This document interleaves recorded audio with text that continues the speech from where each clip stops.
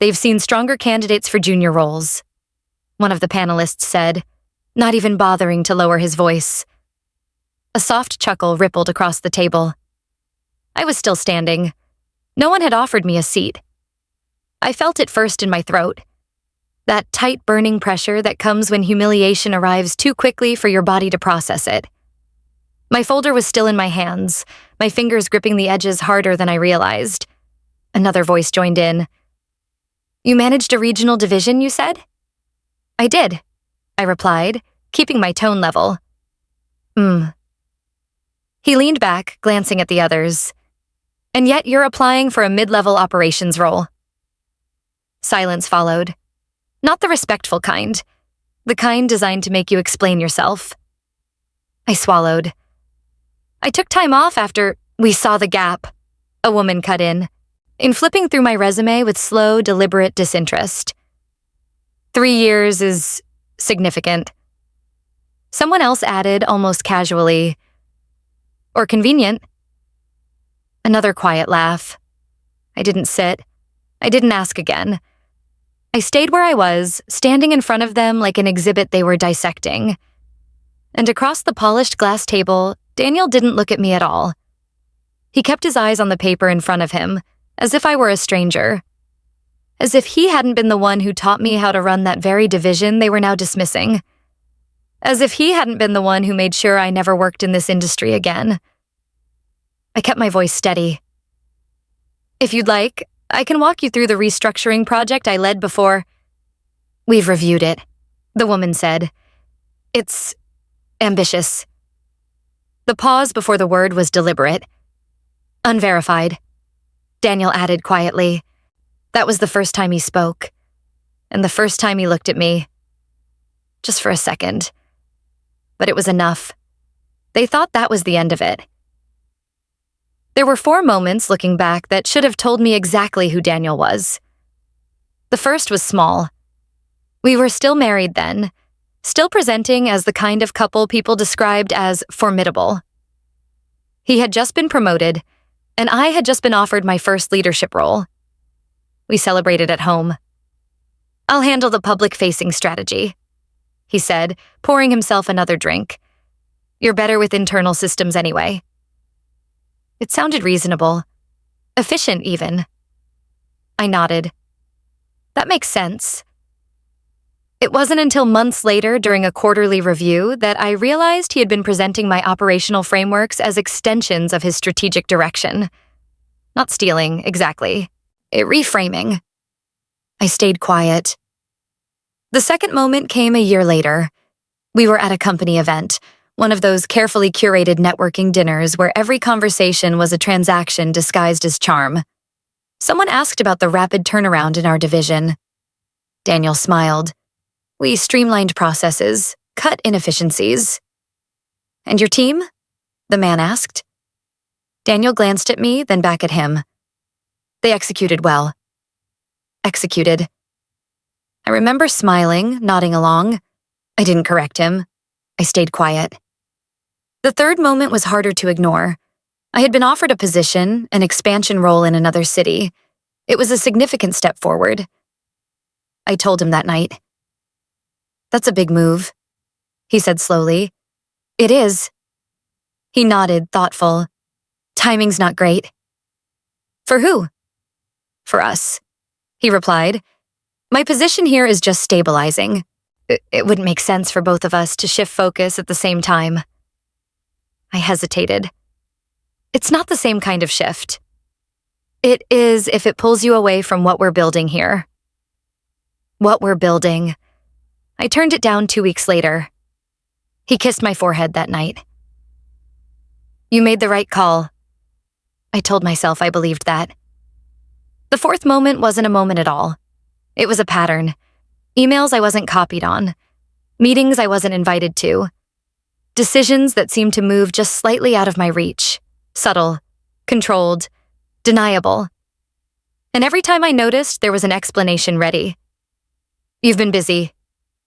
It slipped through. I thought you already knew. I stayed quiet. Until the day I didn't. I need to understand something, I said, closing the office door behind me. Daniel didn't look up immediately. He finished typing, hit send, then leaned back. "What is it?" "The acquisition plan," I said. "Why was my team removed from the final phase?" He frowned slightly. "They weren't removed. They were reassigned," I corrected, "to support roles." It made sense structurally. "It undermined 6 months of work." He sighed. "You're taking this personally." "I built that framework. And it's still being used," he said calmly, "just under a different configuration. Presented by you." A pause. Not long. Just enough. "That's how leadership works," he said finally. Something in my chest shifted. "That's not leadership," I replied. "That's—" "Be careful," he said softly. The tone changed everything. Not louder, just sharper, controlled. I held his gaze. "Be careful of what?" "Of how you frame things," he said, "especially internally." "Internally?" I repeated. "You mean when I point out that my work is being positioned," he interrupted, "for the company's benefit. For your benefit." Silence. Then a small, almost tired smile. "You're letting this get to you." "No," I said quietly. "I'm finally seeing it clearly." He studied me for a moment, then he leaned forward. "You need to decide," he said, "whether you want to be part of this at a higher level or whether you want to keep focusing on credit." That was the moment, the one where everything could have gone differently. I could have pushed harder, I could have escalated, I could have fought. Instead, I nodded. "I understand," I said. And I stayed quiet. The fallout didn't happen all at once. It never does. First, it was the restructuring. My role was adjusted. Then the performance review. Strong execution, they said, but limited strategic visibility. Then the reassignment. A smaller team. Less influence. Still respectable. Still defensible. Then came the meeting I wasn't invited to. The one where my position was discussed. I found out about it 3 days later. From HR. Organizational changes, they called it. My role was being eliminated. "We value your contributions," the representative said, her voice carefully neutral. "But the direction of the company is shifting." "Toward what?" I asked. She hesitated. "Toward a more centralized leadership structure." "Daniel's structure." I nodded slowly. "Of course." "We can offer a transition package," she added, "and support with placement." Placement. I almost laughed. "Thank you," I said instead. I signed the papers that afternoon. I didn't argue. I didn't make a scene. I didn't tell them that the systems they were now relying on were mine. I didn't tell them that the projections Daniel had presented were based on models I had built. I didn't tell them that without those models, the entire acquisition strategy would collapse. I stayed quiet. And then I left. The silence that followed wasn't empty. It was deliberate. Because while they were moving forward, confident in their version of the story, I was watching something else unfold. Something slower, more precise. But that wasn't the worst part. The worst part came months later, when I tried to come back. "I'm sorry," the recruiter said, her voice sympathetic. "But your references are inconsistent." "In what way?" "There are questions about your involvement in your previous projects." I felt the air shift again. "Questions from who?" A pause. "From senior leadership at your former company." "Of course." I nodded. "I see." "They're not saying anything directly negative," she added quickly. "It's just unclear." Unclear. That was enough. In this industry, uncertainty was a liability. Doubt was a verdict. "I understand," I said, and I stayed quiet. The interview room came back into focus. The panel. The glass table. Daniel sitting at the center, composed, controlled, untouchable. They thought I was desperate. They thought I was here because I had nowhere else to go. They thought this was my last attempt to re-enter a world they had already pushed me out of. The woman across from me closed my file. "Do you have anything else you'd like to add?" she asked. It wasn't an invitation. It was a formality. I met her gaze. Then I glanced at Daniel. He held my eyes this time. Steady, unmoved, as if to say, "This is where it ends." I smiled, just slightly. "Not at the moment," I said. And I finally took the seat they hadn't offered. The room shifted just a fraction. Confusion, maybe, or irritation. It didn't matter, because for the first time since I walked in, I wasn't reacting. I was waiting. And they had no idea what for. The chair was colder than I expected. Not physically, structurally. It was lower than theirs. Just enough that I had to tilt my chin upward to maintain eye contact. A subtle design choice. Deliberate. I adjusted slightly, resting my folder on the table as if I had every right to be there. No one spoke for a moment. Then the woman to Daniel's left, Marianne, if I remembered correctly, folded her hands. "Well," she said, her tone smoothing over the earlier tension. "Thank you for coming in." It sounded like the closing of a conversation, not the continuation of one. I nodded once. "Thank you for having me." Daniel glanced at her. "We should proceed." Of course we should. Marianne gave a small, polite smile. "Let's talk about alignment. This role requires someone who can operate within established leadership structures. Given your previous experience, how comfortable are you taking direction?" There it was. Not competence. Compliance. "I've worked within complex leadership environments before," I said. "I understand how to align with broader strategy while maintaining operational integrity." She tilted her head slightly. "And if those two come into conflict?" "They usually do," I replied. A pause. Someone shifted in their seat. "And how do you handle that?" another man asked. I met his gaze. "By clarifying priorities." "And if the priority isn't yours to define?" I didn't look at Daniel, but I felt his attention sharpen. "Then I make sure I understand the consequences of the decision being made," I said, "before I execute it." Marianne's smile thinned. "That sounds cautious." "It's deliberate." Another silence. Then Daniel spoke again. "You mentioned a restructuring project earlier," he said. "The one listed here." He tapped the paper in front of him. "Yes. There are some inconsistencies in the documentation." I folded my hands loosely. "In what way?" "The scope," he said. "The scale of impact you've described doesn't match the records we've been able to verify." Of course it didn't, because the records they had access to were his. I let the silence stretch just slightly longer than was comfortable. "Which records are those?" I asked. Marianne interjected smoothly. "Internal reports, executive summaries." "Authored by whom?" I asked. Another pause. This one sharper. Daniel didn't answer immediately. "That's not particularly relevant," he said. "It is if we're discussing accuracy."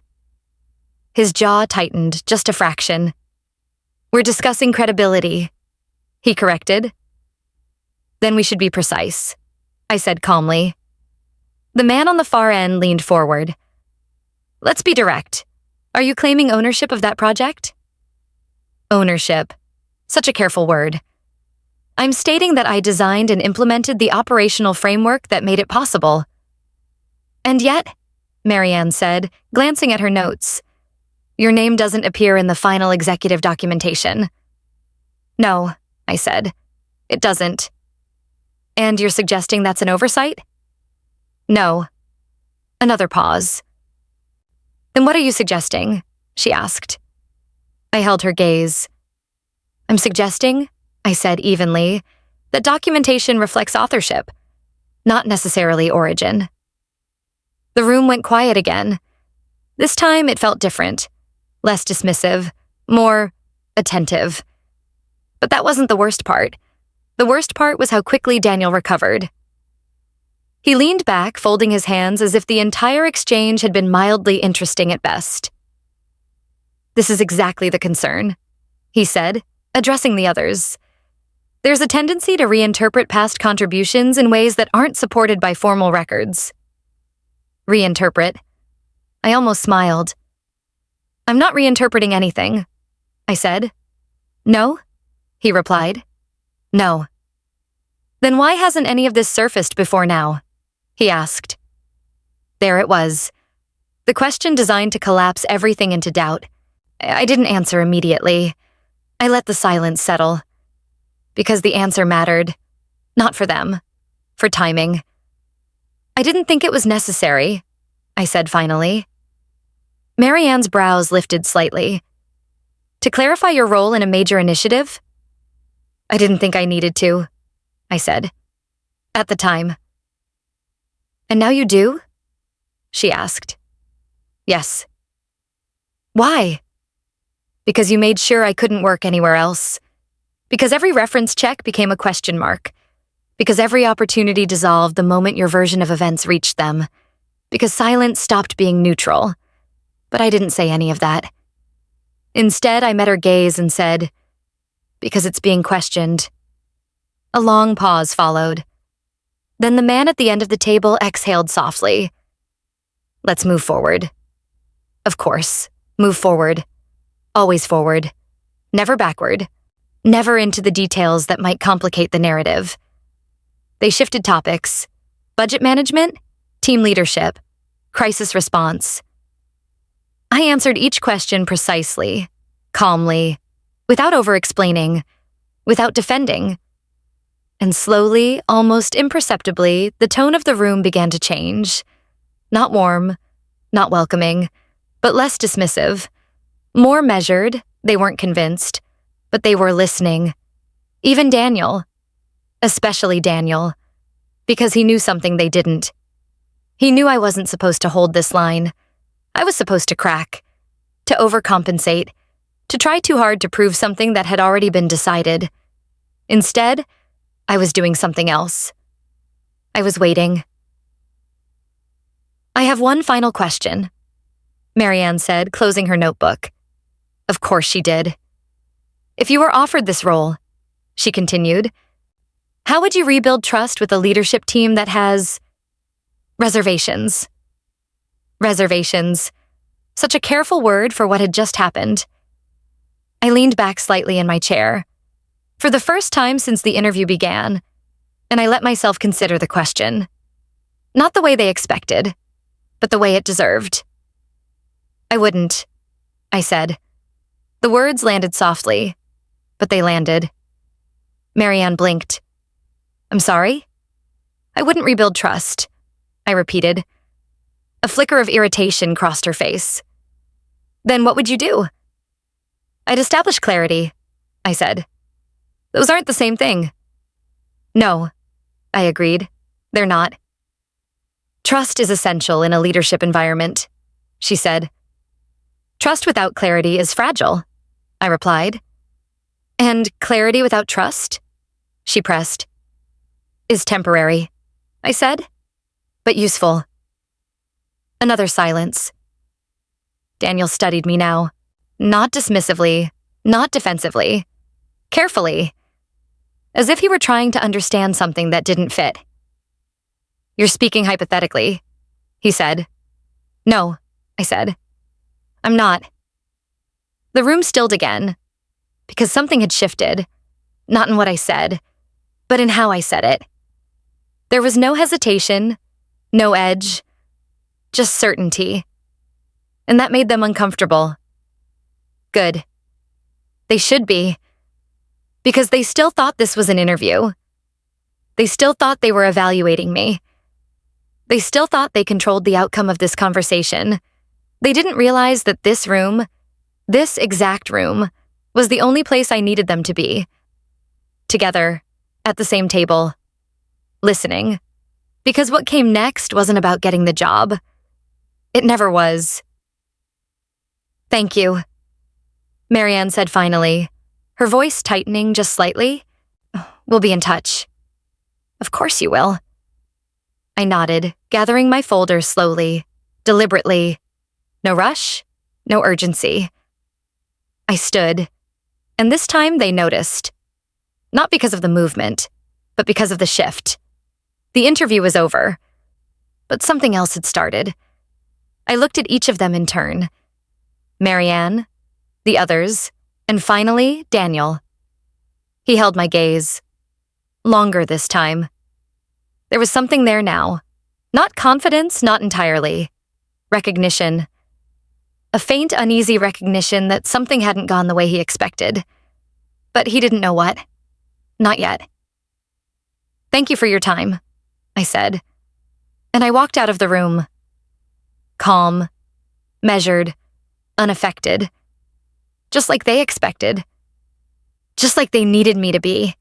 Because the version of me they understood, the one who stayed quiet, was the only version they knew how to manage. And they thought that was still true. They thought that was the end of it. It wasn't. It was the moment everything finally began to move. The hallway outside the conference room was too quiet. Not empty, just controlled. The kind of silence that belonged to buildings where decisions were made behind closed doors and consequences were delivered with polite emails. I walked past the glass walls without looking back. My reflection followed me anyway. Composed. Neutral. Exactly what they expected. Exactly what I needed them to believe. Miss Carter? I stopped, turned. The assistant who had escorted me in earlier was standing a few feet away, tablet in hand, expression slightly uncertain. Yes? They've asked you to wait in the lounge, she said. Just for a few minutes. Of course they had. Something in that room had unsettled them. Not enough to change their conclusion, but enough to delay it. I nodded. Of course. She gestured down the hall. Right this way. I followed her without question, because this part, this waiting, was always the most revealing. The lounge was understated.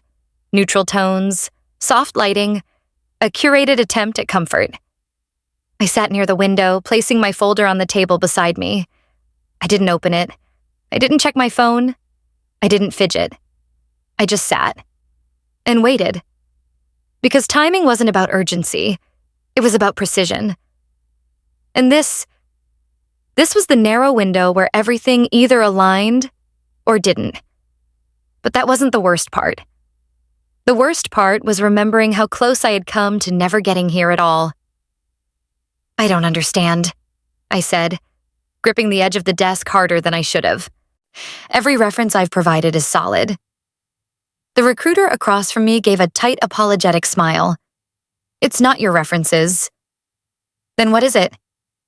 There are informal conversations happening. Informal? I repeated. She hesitated. Industry calls, background checks that aren't part of the official process. And the feedback is cautious. Cautious. That's not feedback, I said. That's implication. I know, she said quietly, but it carries weight. From who? Another pause. You already know, she said. Of course I did. Daniel didn't need to say anything explicit. He just needed to make sure that whenever my name came up, it was followed by a slight hesitation. A question. A doubt. That was enough. In our industry, uncertainty wasn't neutral. It was disqualifying. I can't place you right now, she added gently. I nodded slowly. Not because I accepted it, but because I understood it. I see, I said. And I stayed quiet. Silence, I learned, had layers. There was the silence they expected, the kind that looked like defeat. And then there was the silence that watched. Measured. Waited. Prepared. The difference between the two wasn't visible from the outside. That's what made it useful. The first step wasn't dramatic. It never is. It was a conversation. Carefully chosen. Carefully timed. I wasn't sure you'd reach out, he said when he answered. His voice hadn't changed, still measured, still deliberate. Neither was I replied. A brief pause. Well, he said, I'm glad you did. I almost smiled. You shouldn't be, I said. Another pause, longer this time. I'm listening, he said. Of course you are, because you know exactly why I'm calling. Because you've been watching this unfold from a distance. Because you were there when it started. I need to confirm something, I said. Off the record. That depends on what you're asking. The executive summaries from the acquisition project, I said. The ones that removed my authorship. Silence. Then, go on. Were they altered before or after final submission? Another pause. Careful. Measured. You're asking the wrong question, he said. Then give me the right one. The question isn't when, he said. It's who had access. I leaned back slightly. All right, who had access? A quiet exhale. You already know the answer to that. Yes, I said. I do. Daniel. And you're sure? I asked. I'm certain. That was the first confirmation. Not proof, not yet. But a line, a starting point. Why are you telling me this? I asked. A soft, humorless laugh came through the line. Because I've watched this happen before. Of course you have. And you stayed quiet, I said. Yes. Why? Another pause. Because at the time, he said slowly, it wasn't my career being erased. Fair, honest. Too late. But now? I asked. Now, he said, it's becoming a pattern that affects more than just one person. I let that settle, because that was the opening. Not for confrontation, for alignment. I'm not asking you to take a position, I said. Not yet. Then what are you asking? For you to be available, I said, when the question is asked in the right room. Silence. Then, what room? I looked out the window. At the city below. At the movement that never stopped. At the one where it matters, I said. The second step was quieter. Documentation. Not the kind they had. The kind they didn't realize existed. Old drafts, version histories, metadata that most people never thought to check. I spent nights going through files I had archived years ago. Not because I expected to need them, but because something in me had always understood that clarity might one day require evidence. And evidence required patience. The timestamps didn't lie. The progression of the models didn't lie. The structural decisions, every adjustment, every refinement, mapped back to my work. Not conceptually, directly. And the final versions? They told a different story. A cleaner one. One that removed the complexity of authorship and replaced it with a single narrative. His. I didn't react. I didn't rush. I just collected. Organized. Prepared. Because evidence without context is noise. And context. Context requires the right moment. The third step was the hardest. Not technically. Emotionally. Because it required me to do something I had spent years avoiding. To step back into the space I had been pushed out of. Not as a candidate. As a variable. Why this company? The recruiter had asked during the initial screening. It was a standard question. Predictable. I'm interested in how they're positioning their next phase of growth, I said. That's a broad answer. It's a broad strategy, I replied. A small smile. Fair. What about the role itself? She pressed.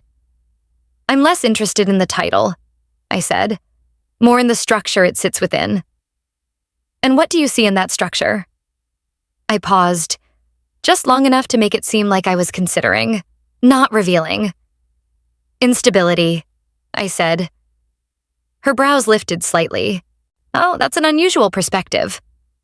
It's an accurate one. And you're comfortable stepping into that? Yes. Why? Because instability creates openings. Because openings create visibility. Because visibility, when used correctly, rewrites narratives. But I didn't say any of that. Instead, I met her gaze and said, because I know how to stabilize it. She studied me for a moment, then nodded. All right, she said. Let's move forward. Back in the lounge, I checked the time. 8 minutes had passed, enough for them to discuss, to question, to reframe what they had just seen, not enough to reach a conclusion. Perfect. The assistant reappeared. They'll be ready for you shortly, she said. Of course, I replied. I didn't ask why. I didn't need to. Because this wasn't about their process anymore. It was about their discomfort. And discomfort, when handled correctly, leads to decisions people don't fully understand until it's too late. Ms. Carter? I looked up. Another figure stood at the entrance of the lounge. Not the assistant this time. Older, composed, familiar. Mr. Hale, I said, rising slowly. He gave a small nod. I'd like a word. Of course you would, because you've been in that room, because you've heard the conversation, because something didn't align. Lead the way, I said. He didn't take me back to the interview room. He led me somewhere else, quieter, more private, his office. He closed the door behind us, gestured to a chair. I sat, this time at equal height. He remained standing for a moment, studying me. Then he spoke. You made an interesting impression in there. I'm aware, I said. A faint smile. That's one way to put it. And yours? I asked. My impression? Yes. He considered that. Then, incomplete, he said. Good. That tends to happen when information is limited, I replied. Or when it's selectively presented, he said. There it is. I met his gaze. That's also a possibility. A long pause followed. Then he walked to his desk, picked up a file, and set it down in front of me. My concern, he said, is consistency. Of what? Of narrative. I didn't touch the file. Whose narrative? I asked. His eyes sharpened slightly. That's exactly the question, he said. Silence settled between us. Not tense. Focused. Because this was the moment where curiosity either closed or opened. You've been described, he continued, as both highly capable and difficult to verify. Those aren't mutually exclusive, I said. No, he agreed. But they are inconvenient. For who? I asked. Another pause, then quietly, for decision-making. Of course, because uncertainty complicates authority. Because authority prefers clean stories. I can clarify, I said. He held my gaze. Can you prove it? I let the question hang, just long enough. Then I said, yes. And for the first time since this process began, something shifted. Not in me, in him. Because proof changes everything, but only when it's revealed at the right time. And we weren't there yet. He didn't sit down immediately. Mr. Hale stayed standing, one hand resting lightly on the edge of his desk, as if he needed that distance to think clearly. Proof is a strong word, he said finally. It should be, I replied. His eyes didn't leave mine. And you're certain? Yes. Another pause. Measured, controlled. Then he moved, slowly this time, taking the seat across from me. Not behind the desk, across from me, equal. That was the first real shift. Then help me understand something, he said. If what you're implying is accurate, why hasn't this surfaced before now? A fair question, the same one they had asked in the panel. But here it carried weight, because this time the answer mattered. I didn't need it to, I said. His brow furrowed slightly. You didn't need to defend your work? I didn't realize it was being erased, I said. Until it became a pattern. He leaned back slightly. And now? Now it's affecting my ability to work. I said, which makes it relevant. He nodded once, slowly. That's a pragmatic answer. It's an accurate one. Silence settled again. Not uncomfortable, evaluative, because he wasn't just listening to what I was saying. He was measuring what it implied. And Daniel's role in this? He asked. There it was. Direct. Unavoidable. I didn't answer immediately. Not because I didn't know, but because naming it too early would collapse the structure I had spent months building. I'm not here to make accusations, I said. His gaze sharpened. But you're implying one. I'm clarifying inconsistencies, I replied. And where do those inconsistencies lead? I met his eyes. To a point where attribution and documentation no longer align. That's still abstract, he said. For now. Another pause. Then, you're being careful. Yes. Why? Because you're not the room where this ends. Because this only works if it happens where it can't be contained. Because I need more than your curiosity. I need your presence, but I didn't say that. Instead, I said, because timing matters. He studied me for a long moment. Then, quietly, you're not here for the role. It wasn't a question. No, I said, and yet you came through the process. Yes. To get into that room. Yes. Another silence. But this one felt different. He understood now. Not everything, but enough. And what happens next? He asked. I leaned back slightly, mirroring his earlier posture. That depends, I said, on whether you're interested in clarity or convenience. A faint smile touched the corner of his mouth. You assume those are mutually exclusive. They usually are, I said. He didn't argue. Instead, he reached for the file on the desk and opened it. Walk me through it, he said. Not an order, an invitation. I didn't move to the file. Not yet. Because this wasn't the moment for everything. Just enough. The acquisition model, I said. The one presented as the foundation for your current expansion strategy. He nodded slightly.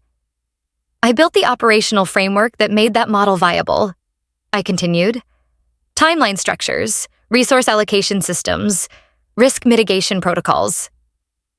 He flipped through the pages as I spoke. The early drafts reflect that, I said.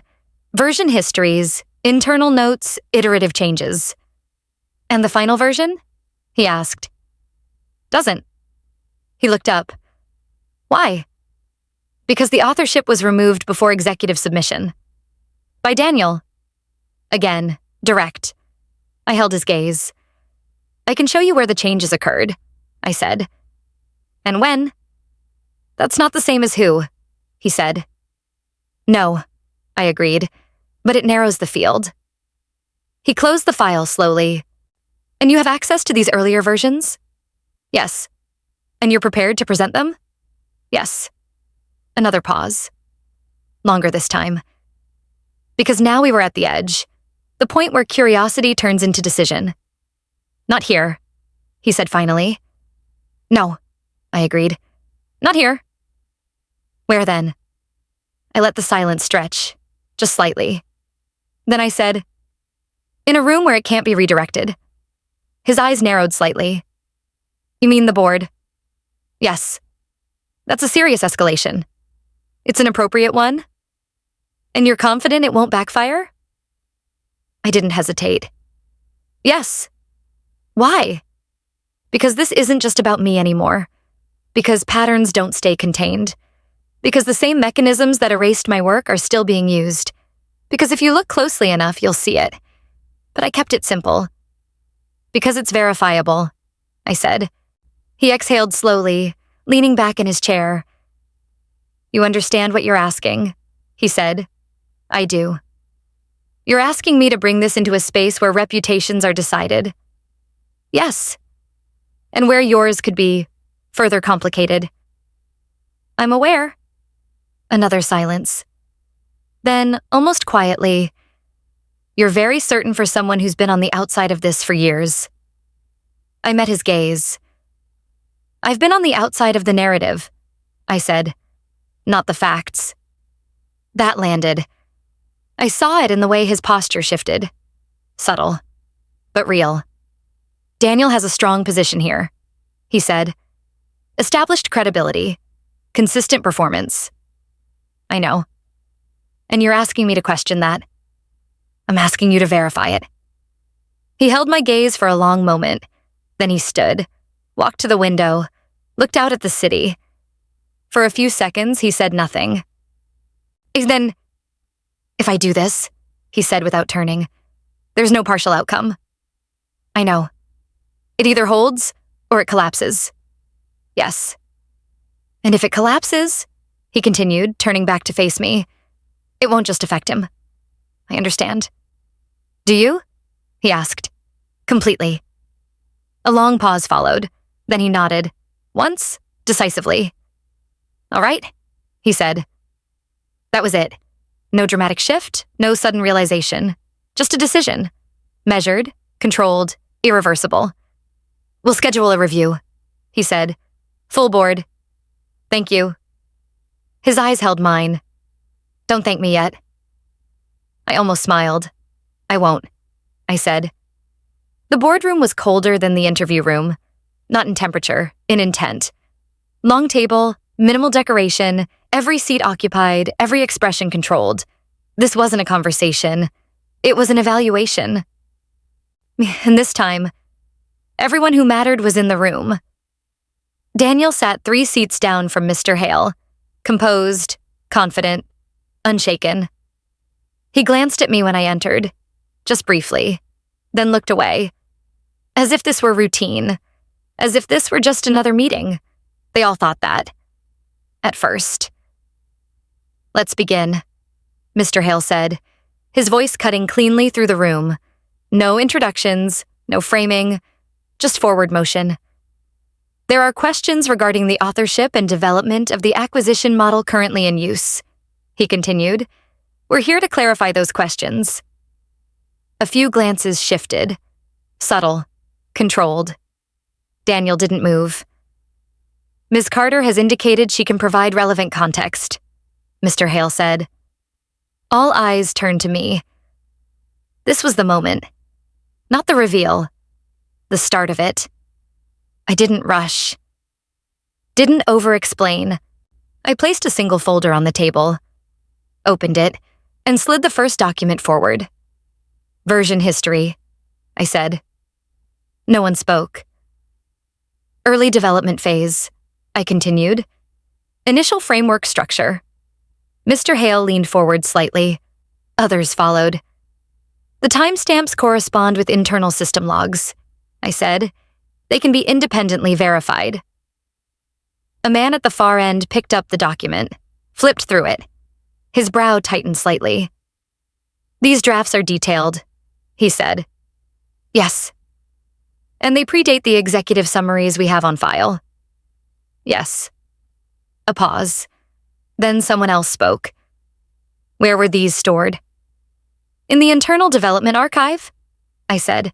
Access restricted, but not deleted. Another glance, this time toward Daniel. He didn't react.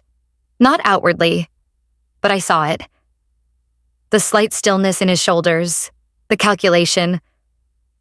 This establishes contribution, one of the board members said, but not necessarily final authorship. Correct, I said. Then I reached into the folder again and placed the second document on the table. This does, I said. Silence. Heavier now. Because this was where it began to narrow. The document was simpler, cleaner, a comparison. 2 versions, side by side. Highlighted changes, removed identifiers, shifted language, reassigned ownership. No one spoke for several seconds. Then, who made these revisions? Someone asked. The question hung in the air, exactly where it needed to be. I didn't answer immediately. I let them look, let them process, let them connect what they were seeing. Because realization, real realization, Can't be forced. It has to arrive. Slowly, uncomfortably. I looked up, met Mr. Hale's gaze. Then, finally, I said, "The access logs will show that." And across the table, for the first time, Daniel moved. It wasn't dramatic. That was the first thing I noticed. No sudden outburst, no visible panic. Just a small shift. His hand moving from the table to his lap, his shoulders tightening almost imperceptibly. But in a room like that, where control was currency, even a fraction of movement carried weight. Mr. Hale didn't look at him. Not yet. He kept his attention on the document in front of him. "Access logs," he repeated. "Yes," I said. "System-level tracking, time-stamped, user-specific." Another board member leaned forward. "And these logs are still available?" "They are." "Why weren't they included in the initial review?" Someone else asked. "Because no one asked for them," I said. A quiet, uncomfortable truth. In most cases, the documentation is only as thorough as the questions being asked. And until now, no one had thought to question this, or no one had wanted to. Mr. Hale finally lifted his gaze. Not to me, to Daniel. "Would you like to respond?" he asked. The tone was neutral, measured, but the room shifted around it. Daniel didn't rush. He adjusted his cuff slightly, then leaned forward, resting his forearms on the table. Composed, controlled. "Of course," he said. His voice was steady, almost calm. "I'm familiar with these early drafts," he continued, gesturing lightly toward the documents. "They were part of the broader development process." "Authored by Ms. Carter?" someone asked. He inclined his head slightly. "She contributed, yes." Contributed. I didn't react. "They were preliminary," he added. "Conceptual frameworks that were later refined at the executive level." "Refined," one of the board members repeated. "Yes." Mr. Hale's voice cut in. "Refined to the extent that authorship was reassigned?" A brief pause. Not long enough to seem evasive, just long enough to choose the next words carefully. "Authorship reflects final accountability," Daniel said. "Not every stage of development." "That's a convenient distinction," someone murmured. He didn't acknowledge it. Instead, he turned slightly toward me. "Why now?" he asked. The question was directed, controlled. But underneath it, there was something else. A need to reframe, to shift the focus from evidence to motive. I met his gaze. "Because it became relevant," I said. "It was always relevant," he replied. "Not externally." A small pause. Then, "You had opportunities to raise this internally." I did. "And you chose not to." "I chose not to escalate it at the time," I corrected. "Why?" There it was again. The same question. Asked differently, pressed harder. Because if he could make this about timing, about my silence, then the evidence became secondary. "I believed the structure would hold," I said. And when it didn't, I adapted. A faint smile touched his lips. Not warm, not friendly, just precise. "By bringing it here." "Yes." "To the board." "Yes." Another pause. Then he leaned back slightly. "You understand how this looks," he said. "I do. It looks like a retroactive claim," he continued. "An attempt to reinsert yourself into work that has already been finalized and executed." "That's one interpretation," I said. "And yours?" "That it was never accurately represented to begin with." The room stilled again. Because now it wasn't just about documents. It was about narrative. And narratives, once questioned, don't stay contained. One of the board members spoke again. "Let's return to the logs." "Yes, let's." Mr. Hale nodded slightly. Agreed. He looked at me. You have them? I do. I reached into my folder one last time. And this was the part I had waited for. Not the documents, not the drafts, the connection. I placed a small drive on the table. No flourish, no emphasis, just presence. The full access history is here, I said, including edit timestamps, user credentials, and revision sequences. A man near the center picked it up, turning it slightly in his fingers. This has been verified? He asked. Yes. By whom?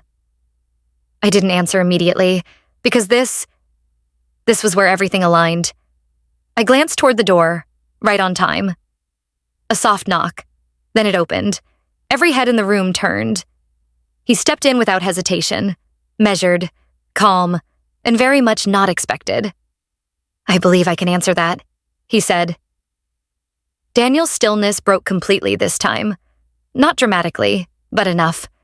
Enough for everyone to see it. Mr. Hale stood. You're early. I thought it would be useful, he replied. Of course you did, because this is where your silence ends. Mr. Hale gestured toward the table. Please. He took a seat. Not beside me, not opposite, but within the circle, equal, visible, accountable. Would you like to introduce yourself?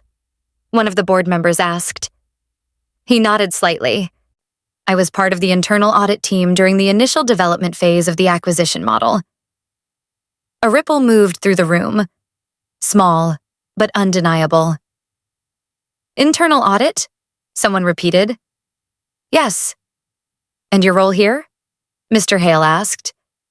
To confirm the integrity of the documentation Ms. Carter has provided. Silence. Heavy now, because this wasn't just external evidence. This was internal validation. Independent, unbiased, difficult to dismiss. And your findings? Mr. Hale asked.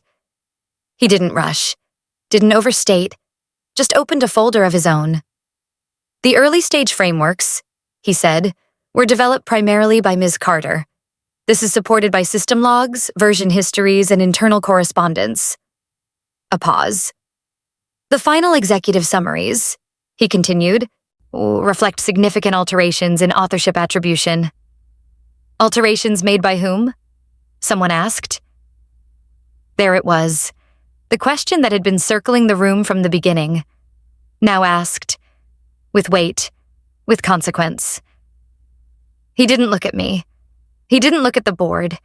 He looked directly at Daniel, and then he said it. The access logs indicate that the final revisions were made under Mr. Daniel Reeves's credentials. Silence. Complete. Total. Irreversible. No one moved, no one spoke, because this was the moment where interpretation ended, and reality settled in. Daniel didn't respond immediately. For the first time since I had known him, he didn't have a controlled answer ready. Mr. Hale's voice broke the silence. Daniel? Still nothing. Then, slowly, he exhaled, leaning back in his chair. Not defeated, not yet, but no longer in control. That's not the full context, he said. The words felt thinner now, less certain. Then provide it, Mr. Hale said. A long pause. Longer than any before, because there are moments, rare ones, where even the most carefully constructed narrative has nowhere left to go. And this was one of them. Daniel looked around the table, at the documents, at the faces that were no longer neutral. Then, finally, at me. And for the first time, he didn't look composed, he looked aware, not of me, of what this meant. I consolidated the framework, he said slowly. By removing attribution? Someone asked. By aligning it with executive strategy, he replied. At the expense of accuracy, Mr. Hale said. Another pause, then quieter now. That wasn't the intention. Intent, such a fragile defense. Because intent doesn't rewrite records, and it doesn't survive evidence. Mr. Hale nodded once. Understood, he said, but his tone made it clear. It wasn't. Another board member spoke. We'll need to review this in full.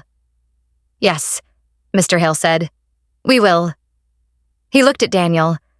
Effective immediately, your oversight on the expansion strategy is suspended pending that review.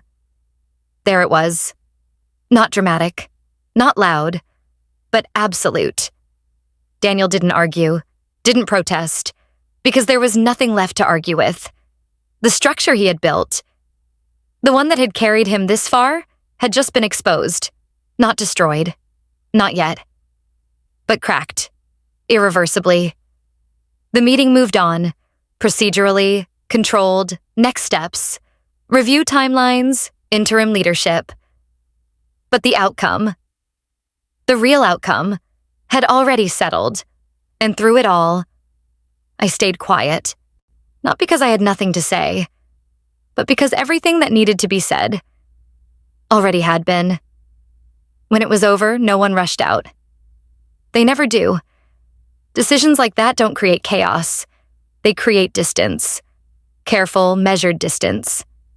I gathered my folder slowly, closed it, stood. No one stopped me. No one needed to. Mr. Hale gave a slight nod as I passed. Not gratitude, acknowledgement. Enough. I stepped out of the boardroom into the same quiet hallway, but it felt different now. Not because the building had changed, because the narrative had. And for the first time in years, it wasn't working against me. I didn't look back. Not at the door. Not at the room. Not at him. Because closure doesn't come from watching something fall apart. It comes from knowing you no longer need to. Later, as I walked out into the open air, my phone buzzed once. A message. Short, direct. From a number I hadn't saved. We'd like to discuss a role, on your terms. I looked at it for a moment, then locked the screen.